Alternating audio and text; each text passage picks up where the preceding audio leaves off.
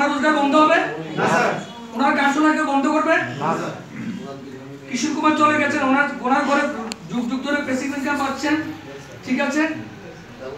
Mukesh Ambani tower বসিয়েছেন পুরো ইন্ডিয়াতে, উনি যদি চলে সুইজারল্যান্ড ঘুরতে যায় ওনার বউকে নিয়ে, আমরা কথা বন্ধ করবো?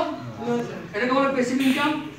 হিন্দুস্তান লিভার কোম্পানির মালিক জানি না কোথায় আছে, আমরা লাস্ট আওয়ার ইউজ করছি, ঘর ইনকাম যাচ্ছে, yes and not? Passive income আর কারা পায়? মনে করেন আপনি কয়েক কোটি টাকা 8-10 কোটি টাকা খরচা করে একটা বিশাল বড় ফ্ল্যাট বানিয়েছেন, ইয়েস, যেখানে ভাড়া দিচ্ছেন মাসে 1 লক্ষ টাকা 2 লক্ষ টাকা ইনকাম পাচ্ছেন, ইনভেস্টর কভার হয়েছে একবার, আর ইনকাম হচ্ছে বারবার। বেসিক ইনকাম মনে করছে, কেউ আম গাছ লাগিয়েছেন, আম বাগান করেছেন, আপনি একটা আম বাগান করেছেন, ইয়েস এন্ড নট? সেই আম বাগান থেকে কত বছর অবধি আম দেয়? একটা আম গাছ কত বছর অবধি আম দেয়? মিনিমাম 50-60 বছর আম দেয়, দেখি দেয় না? তার মানে কোনো বাগিচা, কোনো বিল্ডিং মানে কোনো ফ্ল্যাট ভাড়া, বড় বিজনেস, প্যাসিভ ইনকাম অনেকে করে। আমাদের দুনিয়াতে অনেকে প্যাসিভ ইনকাম করে, যে যারা একবার কাজ করেছেন, যেমন রবীন্দ্রনাথ ঠাকুর বই লিখে গেছেন, ওনার বই আজও বিক্রি হয়, ওনার জেনারেশন ইনকাম পাই কি পায় না স্যার? ওনার জেনারেশন ইনকাম পান।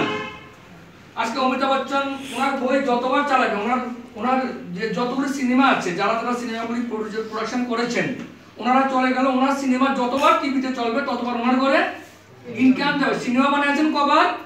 একবার, ইনকাম কত নিচ্ছে? বারবার।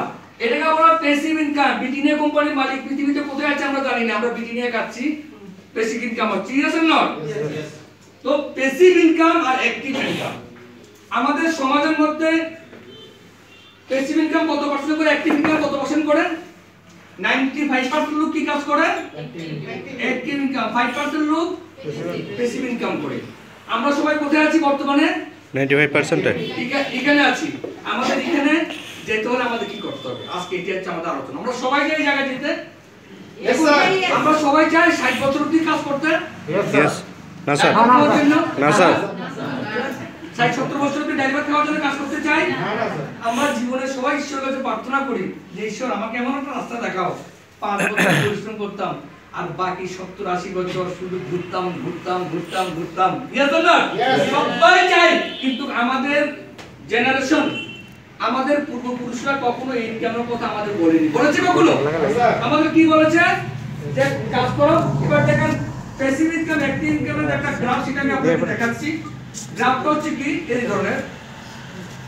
আমাদের এখানে লোক কে কি করে? এমপ্লয়ি কি করে? হ্যালো, আরেকটা কি এমপ্লয়ি বলা হয়? সেলফ। আবার দুজনের লোক থাকা যে যারা বিজনেসম্যান আর হচ্ছে ইনভেস্টর।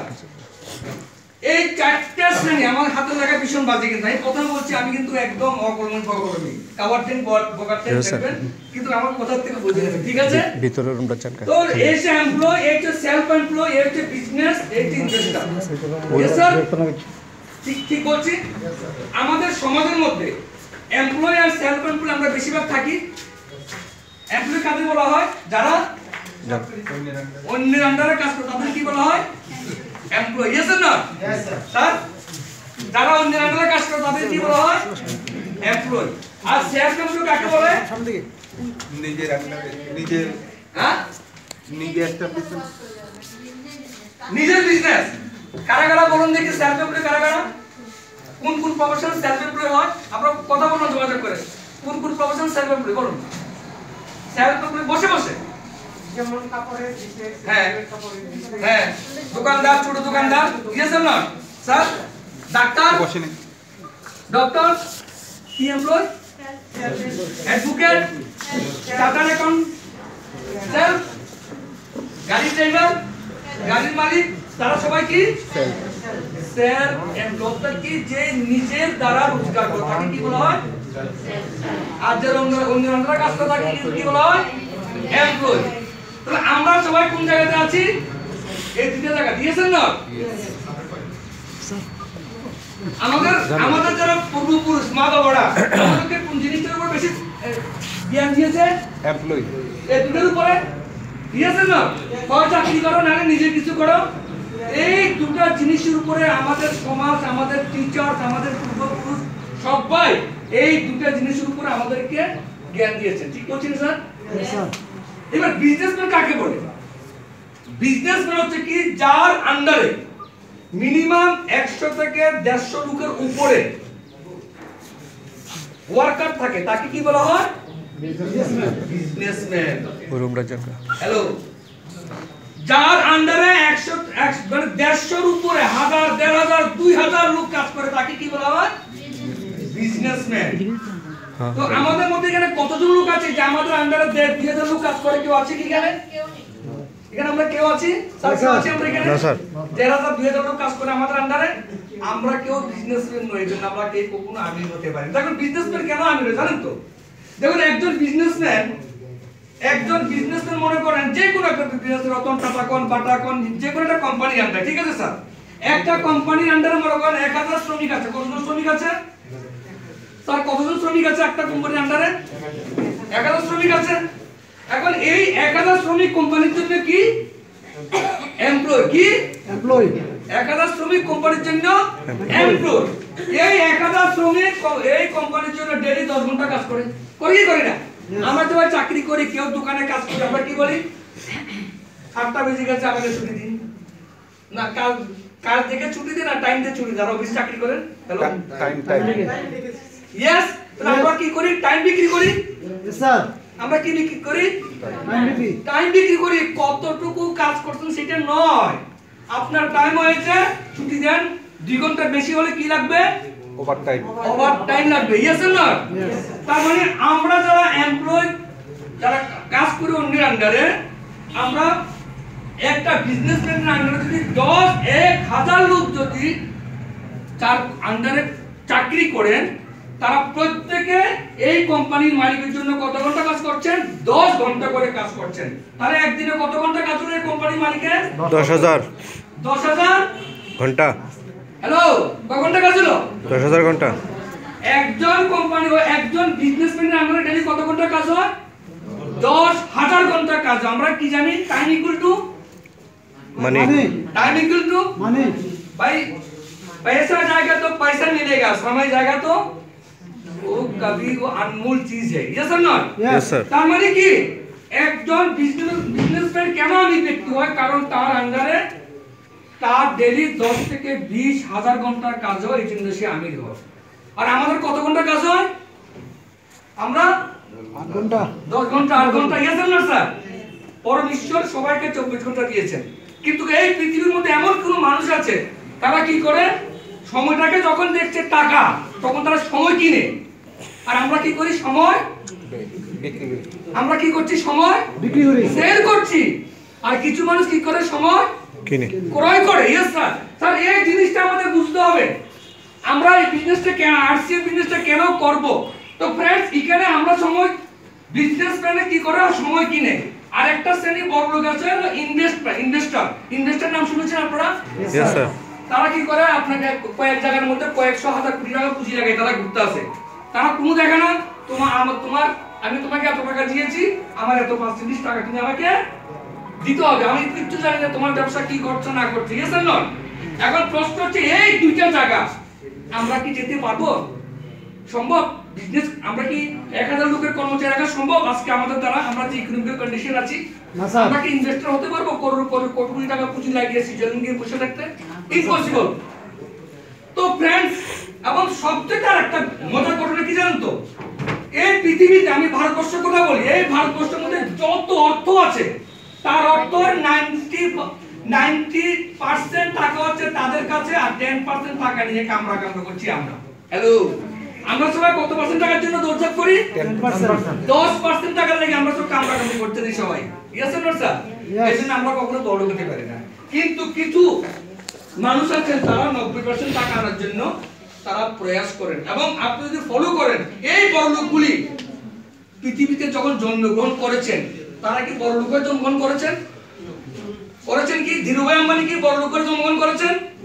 ধীরুভাই আম্বানি শিখে আছেন কি না? আমার ছেলে এখানে আছেন কি নেই? উনি যখন চলে গেছেন পৃথিবী থেকে, 65,000 কোটি টাকার সম্পত্তি রেখে চলে গেছেন Dhirubhai Ambani. He is a businessman. কিন্তু ওনার জীবনের কাহিনী আমরা নিশ্চয় শুনেছেন Yes, sir. যে উনি পেট্রোল পাম্পে পেট্রোল ভরতেন। তো ফ্রেন্ডস, আমি যেটা বলতে চাইছি যে এই জায়গা যাওয়ার জন্য কি দরকার? পয়সা দরকার? খালি পয়সা হবে নো। এই জায়গা যাওয়ার জন্য সঠিক প্ল্যাটফর্ম থাকা দরকার, সঠিক জুনুন থাকা দরকার, সঠিক সদিচ্ছা থাকা দরকার, সঠিক তীব্র ইচ্ছা শক্তি থাকা দরকার। আমাকে এই জায়গায় যেতে হবে, আমাকে আমি একবার নিজেকে দেখতে হবে আমি কোন জায়গায় আছি এই পৃথিবীতে। আমি 84 লক্ষ কোটি জুনি ভ্রমণ করার পরে পৃথিবীতে আসার পরে যদি এই দুটো জিনিসের জন্য আমরা কাজ করি তাহলে এই জীবনটা ডাস্টবিন আমি মনে করি সবাইকে। খারাপ লাগে। আজকে আমাদের মতো হাজারো মানুষ অনেক স্বপ্ন দেখেছেন, ছেলে মেয়েকে নিয়ে স্বপ্ন দেখেন, মা বাপকে নিয়ে স্বপ্ন দেখেন কিছু করার, কিন্তু এই দুটো জায়গার মধ্যে জীবনের দম শেষ করে দিলাম। শেষ নিঃশ্বাস কোথায় এসে শেষ করেন? এই জায়গার মধ্যে। আমরা এই জায়গাতে শেষ নিঃশ্বাস ত্যাগ করতে চাই না। যেদিন আমি এই ফান্ডা বুঝতে পেরেছি যে পৃথিবীতে এই জায়গায় যেতে হলে আমি যত ধনী ব্যক্তি আমরা টিভিতে পেপারে দেখেছি তাদের আমি বায়োগ্রাফি পড়ি। বায়োগ্রাফি বুঝুন তো? জীবনী। আমি যত ধনী ব্যক্তির জীবন পড়েছি না, প্রত্যেক ধনী ব্যক্তির প্রথম হচ্ছে তাদের লেখাপড়া কম। কি ছিল তাদের? লেখাপড়া কম। দীর্ঘমের লেখাপড়া কত? 8 পাস। আপনি একটা করে এক অক্ষয় কুমার থেকে শুরু করে সচিন তেন্ডুলকর থেকে শুরু করে যত আমির ব্যক্তি তাদের লেখাপড়া ডিগ্রি কি কম। তাহলে মুরারি মজুমদারের লেখাপড়া কি? তাহলে মুরারি মজুমদার এখান থেকে যেতে পারবে কি পারবে না? Hello, Yes, sir. Yes. Yes. কথা বলতে মুরারি মজুমদার আন্ডার গ্রাজুয়েট, তার মানে তানভীর খাচ্ছে, এখানে যাওয়ার কোনো লক্ষণ আছে? 2 নম্বর কি, যত আমির ব্যক্তি আমি দেখেছিলাম তাদের অর্থনৈতিক কন্ডিশন মুরারি মজুমদারের চেয়ে তো খারাপ ছিল। Yes and not? আমি তো পেট্রোল ভরিনি। কখনো দেখেছেন আমি পেট্রোল করতে? আমি একদম দোকানে কর্মচারী ছিলাম কিন্তু পেট্রোল ভরিনি। তার মানে তাদের থেকেও আমার ইকোনমিক্যাল কন্ডিশন ভালো ছিল। ভালো। যেদিন আমার ভেজাতে এটা ঢুকেছে যে তারা বলল আমি কেন পাবো, কিন্তু এটার জন্য স্যার ইচ্ছার সঙ্গে কি থাকতে হবে? আপনার ইচ্ছার সঙ্গে সঠিক প্ল্যাটফর্ম থাকতে হবে, সঠিক ডিরেকশন থাকতে হবে, তার সঙ্গে ইচ্ছার জুনুন থাকতে হবে যে আমাকে এটা করতে হবে, আমাকে এই ধরনের রাস্তা দেখো, পরে ঈশ্বরের কাছে সারেন্ডার করতে হবে। আমি এই জায়গায় আমার যেতে হবে ফ্রেন্ড। দেখুন আজকে আমরা যে আলোচনা করছি এই আলোচনাগুলি কখন স্কুলে শিখিয়েছে কোনোদিন? শিখিয়েছে কোনোদিন? দাদু দিদা মামা কাকা চাচা চাচি গ্রাম প্রধান এমএলএ মন্ত্রী মিনিস্টার কখনো আমাদেরকে শিখিয়েছে যে বাবা তুই এখান থেকে এখানে যাবি? কোনো দিন শিখাইছে না। যার জন্য এগুলি শোনার পরে অনেকের বিশ্বাস হয় না। এখানে অনেকে আছে যে এগুলো তো আমরা কতবার শুনে ফেলছি, সারে কি পুরনো কথা বলছে। অ্যাকচুয়ালি কি এই পুরনো কথাগুলি আছে আমাদের টিভির মধ্যে কলগেটটা এমন ভাবে বারবার দেখায়। আমরা কখন বলছি এই কলগেট একবার দেখাইছে বারবার কেন দেখায়, কিন্তু হ্যাঁ জানে যতবার বেশি দেখাম তত তার এখানে ঢুকে যাবো। এখন পেপসুল কিনতে গিয়ে কি বলে মানুষে? কলগেট বলে। এত এই জন্য আমরা এটাকে বারবার, কারণ যতক্ষণ না আপনি এখানে যাওয়ার জন্য পাগল হয়েছেন মনে করবেন যে আমি আরো কয়েক হাজার বার শুনতে লাগবে। একবার শুনলে হতো না, বারবার। এবার দেখুন তো আমরা এই জায়গায় যেতে চাই। এখন প্রশ্ন হচ্ছে এই জায়গাতে আমরা আরসিএম বিজনেসের মাধ্যমে কিভাবে যেতে পারবো? আমাদের কাছে বর্তমানে কি প্ল্যাটফর্ম আছে এই জায়গাতে যাওয়ার জন্য? আমি বলছি আরসিএম বিজনেসের মাধ্যমে যাওয়া যায়। কিভাবে যাওয়া যায় সেটা আমি আলোচনা করি একটু 10টা মিনিট। Yes or no?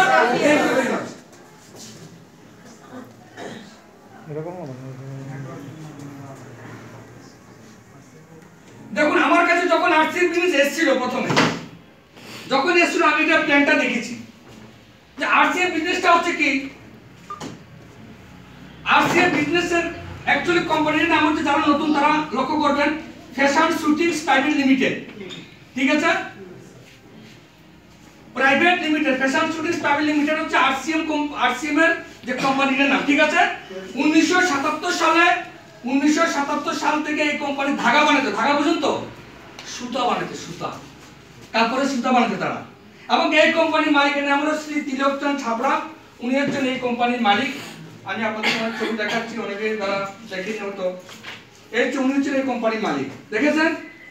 উনি হচ্ছেন এই কোম্পানির মালিক। ওনার দুটো হাত করে চাইছি। কোম্পানির মালিক ধাগা বানাতেন। 1986 সালে এই কোম্পানি কাপড়ের মিল 1986 সালে এই কোম্পানি কাপড়ের মিল শুরু করে। Yes or not? 1988 সালে এই কোম্পানি প্রাইভেট লিমিটেড কোম্পানি নামে স্বীকৃতি পেয়েছে। কি হিসেবে স্বীকৃতি পেয়েছে? প্রাইভেট লিমিটেড নামে কোম্পানি স্বীকৃতি পেয়েছে। এবং 2000 সালের মধ্যে এই কোম্পানি ভারতবর্ষের টপ 10টা যে কাপড় কোম্পানি আছে না, টপ বিবর শুটিংস, ময়ের শুটিংস বলে 2000 সালের টপ 10টা কাপড় বিক্রেতা কোম্পানির মধ্যে, উত্তরোত্তর কোম্পানির মধ্যে যে টপ 10 এর নাম দাখিল করেছে। Yes or not? তাহলে 2000 সাল থেকে 1977 অবধি কত বছর অভিজ্ঞতা আছে? 23 বছর। 23 বছর। মানে 2000 সালের অগাস্ট মাসে এই কোম্পানির মালিক আরসিএম নামে একটা নতুন বিজনেস শুরু করেছে। কি বিজনেস শুরু করেছে? আরসিএম নামে একটা নতুন বিজনেস শুরু করেছে। কেন করেছেন? কারণ উনি দেখেছেন যে আমি যে ব্যবসাটা করছি, আমি অনেক পয়সা কামাচ্ছি, অনেক পয়সা রোজগার করছি, কিন্তু আমার যেটা স্বপ্ন, এই ভারতবর্ষের মধ্যে লক্ষ লক্ষ করোড় করোড় মানুষ যাদের প্রতিভা আছে, ট্যালেন্ট আছে, কিছু করতে চাইছে, তারা সঠিক প্ল্যাটফর্ম পাচ্ছে না। তার মধ্যে আমি একজন। ইয়েস না? আমি তাদের এই ধরনের ব্যক্তিদের জন্য আমি এমন একটা ব্যবসা করতে চাই যাতে ভারতবর্ষের করোড় করোড় মানুষ এখান থেকে ইনভেস্ট করতে পারে। ইয়েস না? তো ফ্রেন্ড, 2000 সালে অগাস্ট মাসে এই কোম্পানি শুরু করেছে এবং আজকে কত বছর এখন? 2022। তাহলে 2000 থেকে 2022 কত বছর? 22 বছর। আগে কত বছর ছিল? 23 বছর। তাহলে কত বছর হলো? 45। তাহলে আমরা যে বিজনেস করছি, যে কোম্পানি মালিক, তার বিজনেসের এক্সপেরিয়েন্স কত? 45 বছরের বিজনেসের এক্সপেরিয়েন্স থাকে একজন ব্যক্তির সঙ্গে আমরা সবাই আছি। Yes or not? কারণ আমাদের ব্যাকআপ প্রয়োজন যে আমরা যে বিজনেস করছি এই কোম্পানি মালিকের ব্যাকগ্রাউন্ড কি, উনি কি কাঁচা না পাকা, দুদিন পর বিজনেস কি, যেমন আমরা সচরাচর শুনি যে কোম্পানি বন্ধ হয়ে যাচ্ছে আসছে যাচ্ছে। Yes or not sir? তাহলে আমরা এখানে জীবন দিতে চাইছি, আমরা এই কোম্পানির ব্যাকগ্রাউন্ড থাকা দরকার। এবং বর্তমানে এই কোম্পানিতে পুরো এই 45 বছর কোম্পানির বয়স, এই 22 বছরে পুরো ইন্ডিয়াতে এখন অবধি প্রায় 13,000-এর মতো আপনার পিকআপ সেন্টার আছে। প্রায় 3 কোটি মানুষ এই কোম্পানির সঙ্গে পার্টনারশিপ করেছেন। প্রায় কোম্পানির 16টার মতো কোম্পানির ফ্যাক্টরি আছে। তো এই ধরনের কোম্পানির ডিপো আছে প্রায় 200-র মতো, তার কোম্পানির ডিপো আছে। মানে এই 22 বছর বয়সে প্রায় 750-র মতো কোম্পানির প্রোডাক্ট আছে। 22 বছর বয়সে এই কোম্পানির হচ্ছে ব্যাকগ্রাউন্ড, যেটা আমাদের জানা খুব দরকার। Yes or not sir? জানা দরকার এটা। জান, কারণ আমরা যদি কোম্পানির প্ল্যাটফর্ম সম্পর্কে না জানি তাহলে মনে করবেন যে আমরা কিন্তু অন্ধকারে হাঁটছি, আমাদের আলোতে আসতে হবে। Yes or not? তো ফ্রেন্ডস, এতটুকু ক্লিয়ার? Yes sir. দেখুন আরসিএম এর মাধ্যমে আমরা কিভাবে ওই বিজনেসম্যান হতে পারি। আমাদের টার্গেট কি? হ্যালো, বিজনেসম্যান দিকে যাওয়া। Yes or not? Yes. Not self employ, not employ, only for B. তো দিকে যাওয়ার জন্য আরসিএম একদম শর্টকাটে দেখুন আরসিএম এর বিজনেসটার ব্যাপারটি আমাদের প্রথম জানা দরকার। ঠিক বলছি? দেখুন আমরা সবাই বাজারে কি বলেছেন? কাস্টমার নাকি? আমরা সবাই কি কাস্টমার? বর্তমান যে বিজনেস চলছে এটাই কি বলা হয়? Traditional business. আমরা সবাই কাস্টমার। আমাদের যখন কোনো জিনিস দরকার লাগে সেটা আমরা কোথা থেকে আনি? রিটেলার নিশ্চয়ই বাড়ির মধ্যে সাবান টাবান বানায়? বানায় না? তাহলে মনের দিকে আছে সবাই। Thank you. তার মানে সে দোকানদার বাড়িতে সাবান বানায় না। ইয়েস, দোকানদার কোথা থেকে আনে? হোলসেলার থেকে আনে, হোলসেলার আনে, ডিলার থেকে আনে, ডিলার আনে, সিএনএফ থেকে আনে, সিএনএফ বানায় একটা ফ্যাক্টরিতে এই সাবানটা তৈরি হচ্ছে। ঠিক আছে? এটাকে কি বলা হয়? ফ্যাক্টরি। এই সিস্টেমে আমরা জিনিস পাই। এটা একটা চেইন। Yes or not? এখন প্রশ্ন হচ্ছে এই সিস্টেম ছাড়াও আরেকটা সিস্টেম এখানে কাজ করে, সেটা কি? সেটা হচ্ছে অ্যাডভার্টাইজমেন্ট। ঠিক বলছি না স্যার?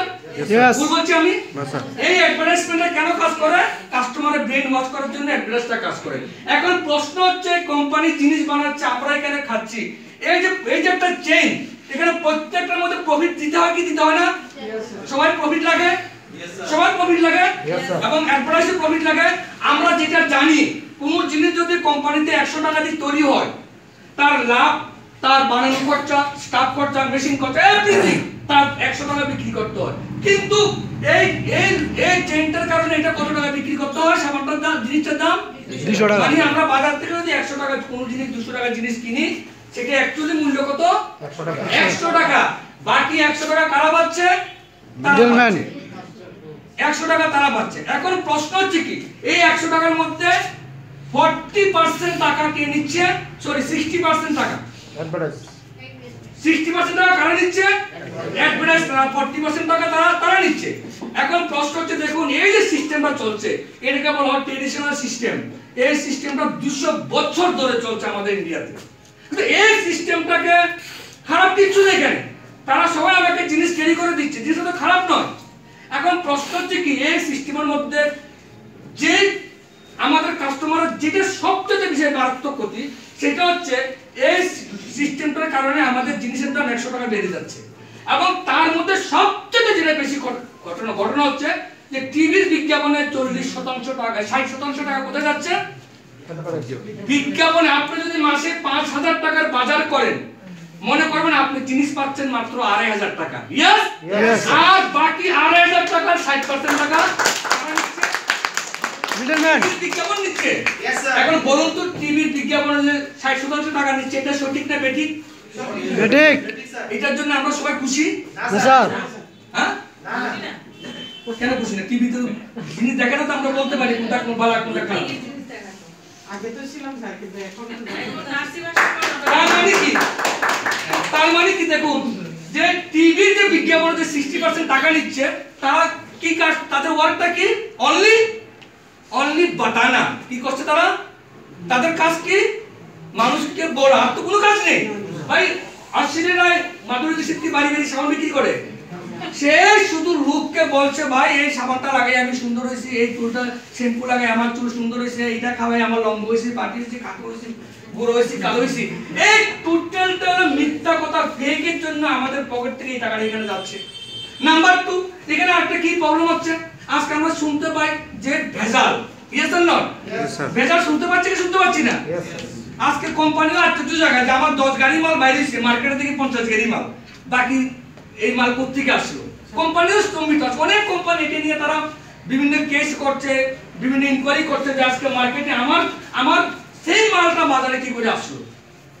আমার পত্রপত্রিকা দেখি ওইদিন ডিএনএ চৌধুরী, সুধীর চৌধুরী একটা ডিএনএ ইনপুট দেখলাম যে মার্কেটে ব্র্যান্ডেড কোম্পানি, ব্র্যান্ডেড তেল কোম্পানি, যে ব্র্যান্ডগুলিকে আমরা দোকানে গিয়ে গর্বের সাথে বলি যে আমাকে এই তেলটা দিন, ফুড অ্যাডভাইজার থেকে পরীক্ষা করেছে 24টা ব্র্যান্ডেড কোম্পানির তেলের মধ্যে কীটনাশক ওষুধ পাওয়া গেছে। কি পাওয়া গেছে?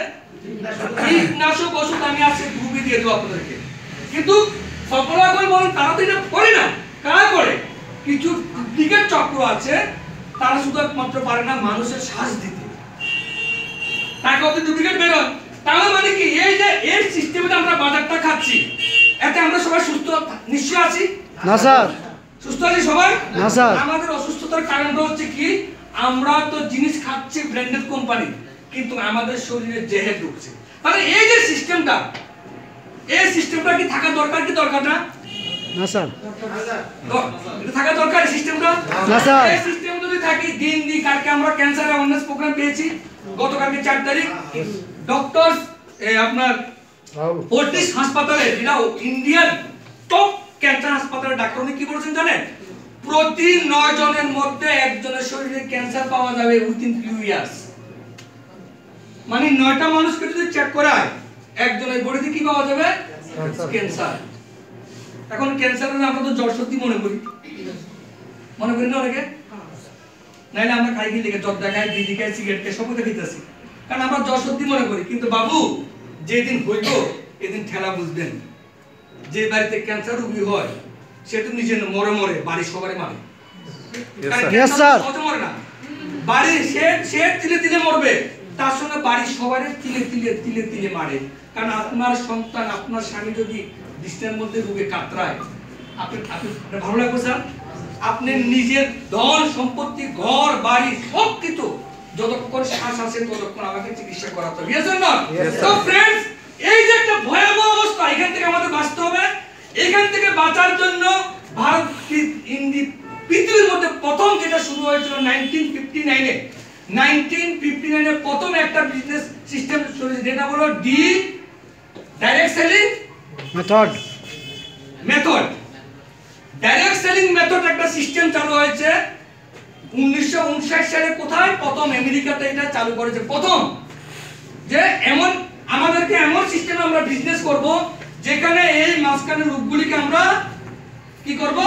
রাখবো না, মাঝখানের লোকগুলিকে কি করব? রাখবো না, বাদ দিয়ে দেবে, ডাইরেক্ট কাস্টমারকে মাল দেবে, জায়গা জায়গা তারা শোরুম বানিয়ে। এই যে সিস্টেমটা প্রথম শুরু হয়েছে আমেরিকাতে, এবং আমাদের ভারতবর্ষের 1994 এ তৎকালীন প্রধানমন্ত্রী ডক্টর মনমোহন সিং এর আমলে এটা পারমিশন পায়, কিন্তু এটার উপর কোনো গাইডলাইন তৈরি না হওয়াতে এই বিজনেসটা ইন্ডিয়ার মধ্যে বদনাম হয়ে গেছে। কি হয়েছে? বদনাম। আমাদের বদনাম নিয়েছেন না স্যার? এই বিজনেস কারবার কি লোকে কি বলে? অন্য কথা কোন, কিন্তু কোম্পানির কথা কইেন না, এটা চেইন বানানোর বিজনেস। ইয়েস না? Yes, sir. এটা বদনাম হয়ে গেছে, কিন্তু আজকে পৃথিবীর বিভিন্ন দেশে এই বিজনেসটা আজকে সম্মানের সহিত, রাষ্ট্রীয় মর্যাদার সহিত চলছে স্যার। এবং ভারত সরকার 2016-তে এটার উপর গাইডলাইন তৈরি করে 2018 ডিসেম্বর মাসে এই গাইডলাইনটা ভারতবর্ষের সরকার এতদিন বুঝতে পেরেছে, ইয়েস, আমার দেশকে যদি রক্ষা করতে হয়, আমার দেশে যদি বিজনেস ডেভেলপ করতে হয়, তাহলে আমাকে এই ডাইরেক্ট সেলিং মেথডটাকে আমাকে সরকারিভাবে মান্যতা দিতে হবে। আজকে আমরা সবাই যে বিজনেস করছি এটা ভারত সরকারের স্বীকৃতিপ্রাপ্ত বিজনেস। ইয়েস, তার জন্য একটা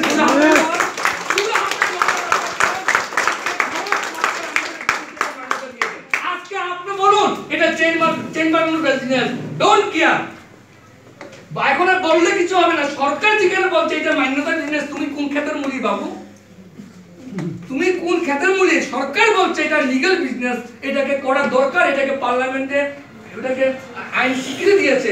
এখন তুমি কোন ক্ষেতের মূলি ফ্রেন্ডস? তো ফ্রেন্ডস, এই ডাইরেক্ট সেলিং বিজনেসে কি হচ্ছে? এই ডাইরেক্ট সেলিং বিজনেসের এই কোম্পানি মালিক শ্রী তিলোকচাঁদ ছাবরাজি 2000 সালের অগাস্ট মাসে এই বিজনেসের মাধ্যমে উনি দেখেছেন এই সিস্টেমের মাধ্যমে কি হচ্ছে। এই সিস্টেমে কি হচ্ছে যে 100 টাকায় কোম্পানি জিনিস বানাচ্ছে, 200 টাকায় আমরা কিনবো, কিন্তু এই সব লোকগুলিকে বাদ দিয়ে এখানে অ্যাডভার্টাইজ সবাইকে বাদ দিয়ে দেওয়া হয়েছে। এখানে কোম্পানি বলছে আমি এক কদম আগাবো, তুমি এক কদম আগাবো, আমি দোকান খুলে দেবো, এই সিস্টেমে চলবে। এবং এই যে 100 টাকা, যে 100 টাকাটা বাঁচলো, এই টাকাটা আমি তোমাকে দেবো, এটাকে বলা হয় ডাইরেক্ট সেলিং সিস্টেম। এই ডাইরেক্ট সেলিং সিস্টেমে আমাদের কি কি ফায়দা? প্রথম ফায়দা হচ্ছে কি ফ্রেন্ডস, এখানে আমরা অরিজিনাল জিনিস পাবো। কি পাবো? অরিজিনাল জিনিস পাবো। ইয়েস না? আচ্ছা, ডুপ্লিকেট কোন সময়? আমার বাড়িতে আগে কোয়ারা দুধ দিত আর কি, তো যেদিনকে দুধ পাতলা হয় সেদিনকে বলতাম আজকে দেখি দুধ খুব পাতলা, তো গোয়ালা কইতো দাদা গরুর জল বেশি খাইছে এই জায়গা। তো ফ্রেন্ডস, এখন এই গোয়ালার থেকে বাঁচার উদ্দেশ্য হলো কি, গরুটাকে ধরে যদি আমি আমার বাড়িতে নিয়ে যেতে পারি তাহলে অসুবিধা পার। তাহলে আমরা যে বিজনেস আছে কি, গরুটাকে আমার বাড়িতে আমরা এখন নিয়ে এসেছি।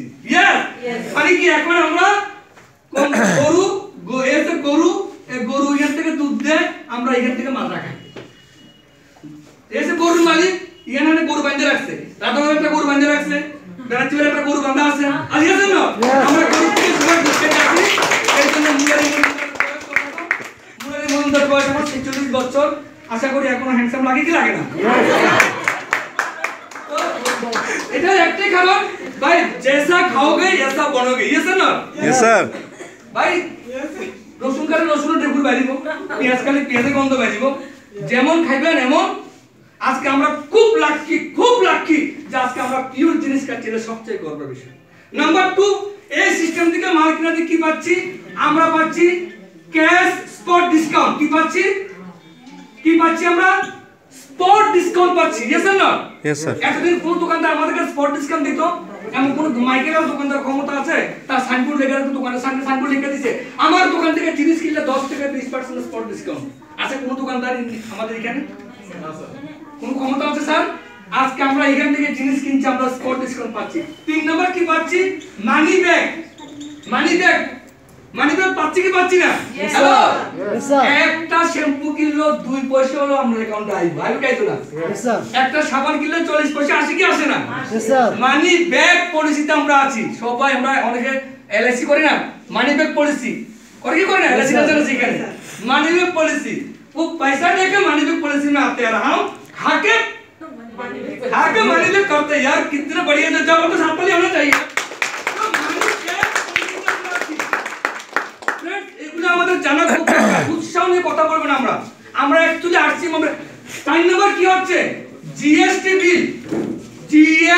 বিল কোন দেশ নির্মাণ কার দ্বারা হয় সরকারের দ্বারা হয় না জনগণের দ্বারা হয় কোন দেশের রাজস্ব কিভাবে বাড়ে ট্যাক্সের থেকে বাড়ে নাকি সরকার চুরি দিয়ে করে বাড়ায় ট্যাক্সের মাধ্যমে হ্যালো রাজস্ব কিভাবে বাড়ায় ট্যাক্সের মাধ্যমে দেশের অর্থনৈতিক পরিকাঠামো কর্তৃক তৈরি রাজস্ব বাড়লে এবং রাজস্ব কমলে হবে বাড়লে হ্যালো আমরা সবাই চাই আমার দেশ উপরে উঠে নিচে নামো উপরে উঠো সবাই চাই আমার দেশে আনএমপ্লয়মেন্ট কখন সলিউশন হবে যখন রাজস্ব ভান্ডার বড় হবে বুঝছেন না এখন রাজস্ব ভান্ডার কখন বড় হইব যখন সবার ট্যাক্স সরকার পায় হ্যালো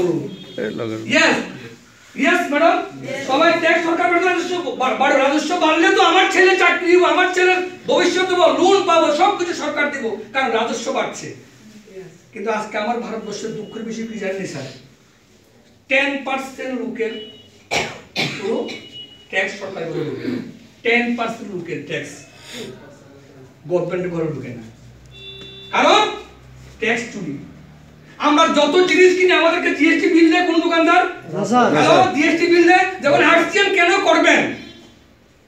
কেন করবেন শুধু 15 আগস্ট আর 26 জানুয়ারি দিন বাড়ির সামনে পতাকা তুললে দেশভক্তি হয় না আমি লিখেছি 26 জানুয়ারি দিন আমি লিখেছি গ্রুপের মধ্যে যে 15 আগস্ট আর 26 জানুয়ারি বন্ধে রাখো এটা দেশভক্তি না দেশভক্তি তখন হইব তুমি যদি দেশ নির্মাণের জন্য কোনো কাজ করে থাকো তোমার দেশ নির্মাণে কন্ট্রিবিউট কি আছে তুমি নিজে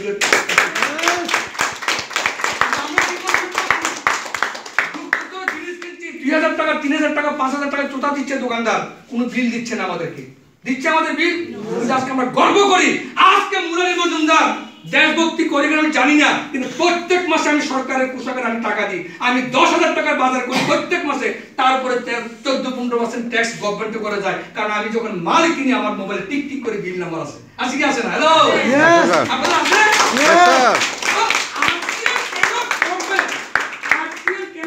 সেটা আপনাদেরকে জানা দরকার স্যার দেখুন আপনি কোন একটা কাজ আছে না যদি অন্তর থেকে করতে না পারেন না এই কাজে সফল হতে না ইয়েস স্যার 100% মানে আমি যে কাজটা করছি আমার কাছে গর্ব লাগতো আমি এই কাজ করছি আর এই যখন এই আরসিএম গেলে মানুষের খুবই কি জানি বলে আরসিএম এর পাতে জিতি দেখতে তো চলা গেলে এবার কষ্ট হচ্ছে কি আপনিও তার সঙ্গে করতে গেছেন কারণ আপনি তো নিজে জানেন কি করতেছেন কিন্তু আপনি যদি নিজে স্যাটিসফাইড হন আমি দেশ নির্মাণের জন্য কাজ করছি স্যার আপনাকে আপনার যে অ্যাটিটিউড দেখে না লোক একবার হলো আপনার কথা ভাববে যে লোকটার অ্যাটিটিউড লোকটার যে কথা বলা লোকটার ভাবনাটাকে আমি সেলুট করি ইয়েস না স্যার এই জন্য আরসিএম বিজনেসের জিএসটি বিল এইটা স্যার অনেকগুলি কারণ আছে আরসিএম এর সাথে বলা তো শেষ হয় না কিন্তু লাস্ট আমি একটা কথা বলবো এখানে সবচেয়ে যেটা বিজনেস করার অপরচুনিটি হ্যালো বিজনেস প্রথমে যেটা বললাম সেলফ এমপ্লয় বিজনেস করার যে অপরচুনিটি দিচ্ছে সেই জিনিসটা আরসিএম আমাদেরকে দিচ্ছে আরসিএম কি বলছে আরসিএম তো কি বলছে আমি জিনিস বানাবো তোমার কাজ কি খরচা করো আর চর্চা করো হ্যালো অমিতাভ বচ্চন টিভির মধ্যে লাখ সাবানি নিয়ে কি বলে কি করে চর্চা করে না গায়ে চর্চা করে আছে না মাত্র দৃষ্টি চর্চা করে পয়সা কামায় বিরাট কোহলি চর্চা করে তারা কি করে টিভির মধ্যে কি করে মুখ বন্ধ করে রাখে চর্চা করে স্যার আজকে ভারতবর্ষের যত কোম্পানিগুলি চর্চা করার অধিকার কাকে দিয়েছে ভারতবর্ষের কোম্পানিগুলি কাকে চর্চা করার অধিকার দিয়েছে সেলিব্রিটিকে কাস্টমারকে অধিকার দেয়নি यस सर কাস্টমারকে অধিকার দেয়নি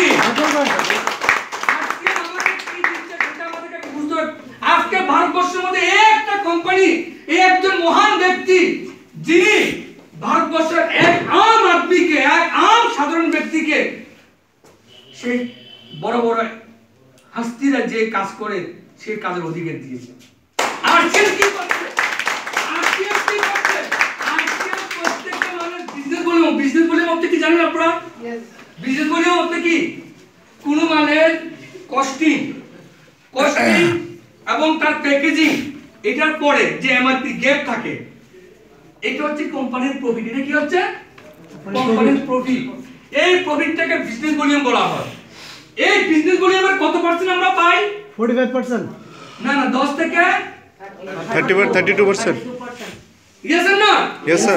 এখন যদি বলেন এক tata company, Bata company, Hindustan liver, যতগুলি কোম্পানি আমরা মানে প্রাউডলি কথা বলি, আমি তো ব্র্যান্ডেড কোম্পানি মাল খাই, এই কোম্পানিগুলি তার প্রফিটের কত পার্সেন্ট টাকা আমাদের দিয়েছে?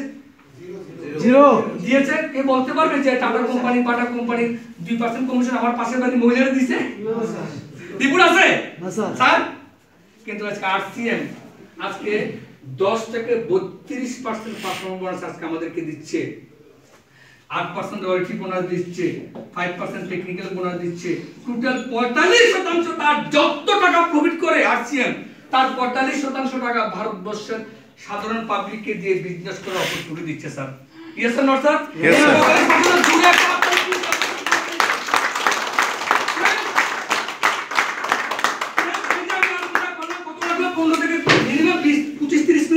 Yes or not? Yes, sir. এই জিনিসটা আমরা শিখতে পারি, Yes, sir. Yes.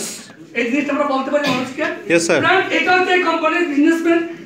যেটা এবার প্রশ্ন হচ্ছে কি, এখন এই যে বিজনেস করার জন্য, বিজনেসম্যান হওয়ার জন্য আমাদের যেটা আমি করতে বলেছিলাম, এটা আমাদের কি করতে হবে? আরসিএম আমাদের কি করতে হবে? আমাদের কি দেওয়া হয়েছে? খরচা করো আর চর্চা করো। খরচা করো আর চর্চা করো। এই দুটো তো কাজ। এখানে আমি কি করছি? আমি কি করছি এখানে? চর্চা। স্যার এই চর্চা করে আজকে 7,000 টাকার ব্যক্তি পার মান্থ 80 থেকে 90,000 আর্ন করছি। কেন আর্ন করছি? চর্চা করো। Only-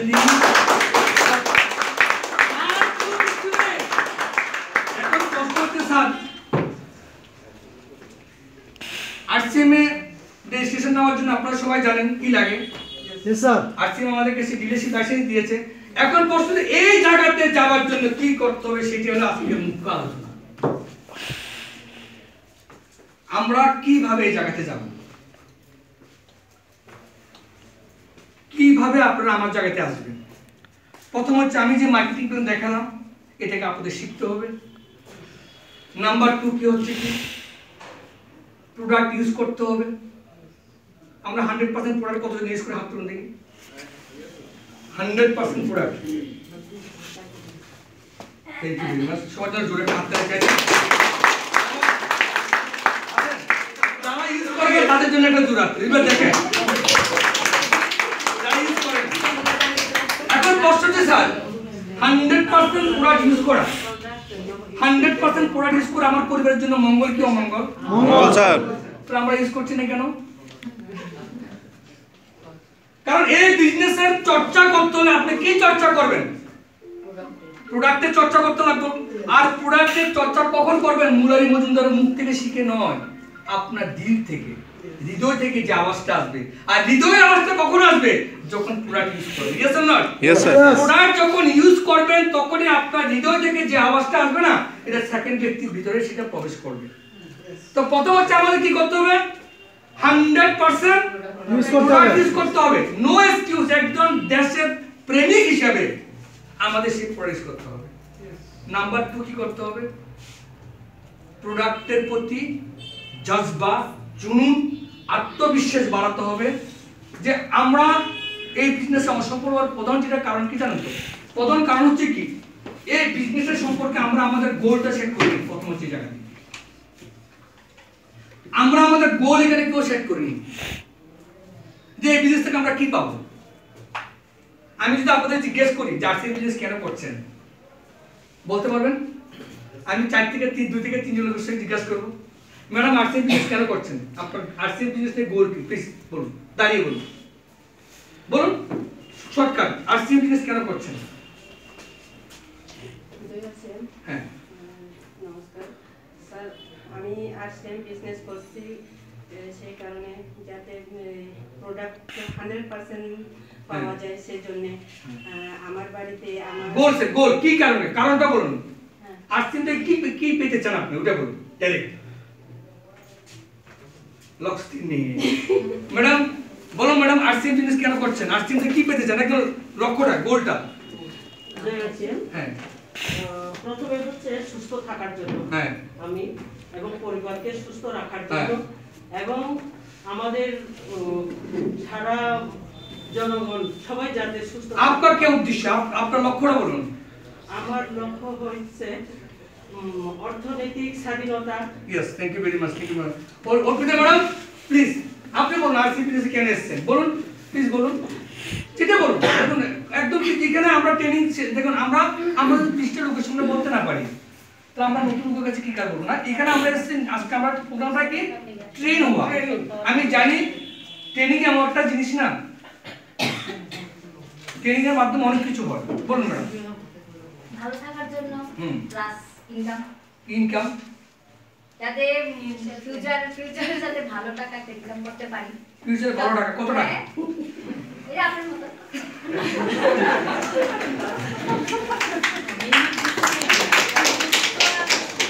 রাজীব বাবু আরসিএম কেন করছেন?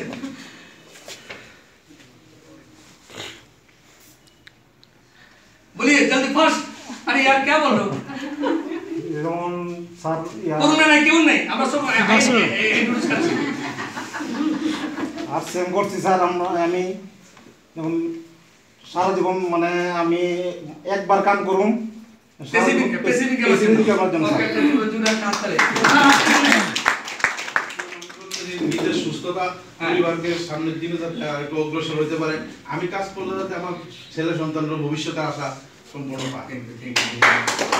তো আমরা সবার থেকে ভুল হওয়া সম্ভব না, আমরা যা জানতে চাই আমাদের গোলটা কি আছে। দেখুন ডেস্টিনেশনটা যদি ক্লিয়ার না হয় না, এবং সত্য কথা কি আমরা অনেক গোল সেট করতে ভয় লাগে। এখন আপনি যদি আমরা গোল কোন যে আমি 40 লক্ষ টাকা দামের লাল গাড়ি কিনবো, লাল গাড়িতে বসে তোমার নিয়ে ঘুরবো 3 বছরের মাথায়, 3 বছর পরে তখন বউ বলবো আজকে পেট বেশি খাইছি। তো আমরাও সেটা শেয়ার করতে পারি, কারণ আমাদের পূর্ব দিনের যে অ্যাক্টিভিটিস সেটার উপরে আমরা গোল শেয়ার করতে আমরা ভয় লাগে। Yes and no? ইয়েস। কিন্তু ফ্রেন্ডস এই দুনিয়াতে যাদের পাগল করে তারা ইতিহাস করছে। Yes yes sir. এই দুনিয়াতে আপনি সমস্ত খবর নিয়ে দেখবেন যারা মানুষ পাগল করছে একদিন টিটকেটে দিয়েছে তারাই কিন্তু ইতিহাসের পাতায় তাদের নাম লেখা আছে sir. Yes and not? Friends প্রথম হচ্ছে এই বিজনেসের সফলতা হলে আপনার এই বিজনেস নিয়ে গোল সেট করতে হবে। দেখেন আমার গোল যে দেখেন আমি আপুরা আমার গোলটাকে সবসময় অনুপ্রেরণা, আমি আমার গোল যেটা সেট করছি। আমার গোল হচ্ছে কি এই বিজনেসে ফ্রেন্ডস আমার যেটা প্রথম যেটা স্বপ্ন, আমি মিনিমাম আগামী 2023-এর মধ্যে আমার ফার্স্ট যেটা টার্গেট সেটা হচ্ছে 50 লক্ষ টাকা, মিনিমাম 50 লক্ষ টাকার গাড়ি আমার থাকতো।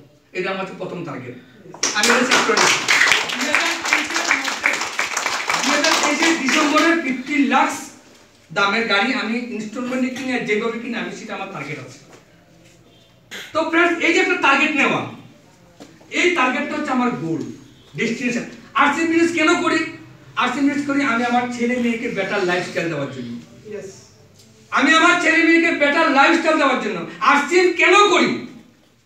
আমি যাতে আমি আমার পরিবারকে সারা বিশ্বের সমস্ত ট্যুর যাতে আমি ঘুরাতে পারি। আরসিএম কেন করি? আমি যাওয়ার পরে আমার ছেলেদের রাজা বাদশার মতো বাঁচতে পারে। দেখুন আরসিএম করার কারণগুলি পাক্কা হতে লাগবে। আরসিএম কেন করি? যাতে আমার মিসেস যাতে বলে যে জন্ম জন্মে ওর মতো যাতে আমি স্বামী পাই। আরসিএম কেন করি? আমার মা যাতে বলে যে আমি একটা হীরা জন্ম দিচ্ছি, আমার পেটে যাতে একটা রক্ত জন্মেছে যে আজকে হাজার হাজার লোকের জীবন পরিবর্তন করছে। দেখুন আরসিএম কেন করি? আরসিএম কেন করব সেটা আমরা ডেস্টিনেশন ক্লিয়ার হতে লাগবে স্যার।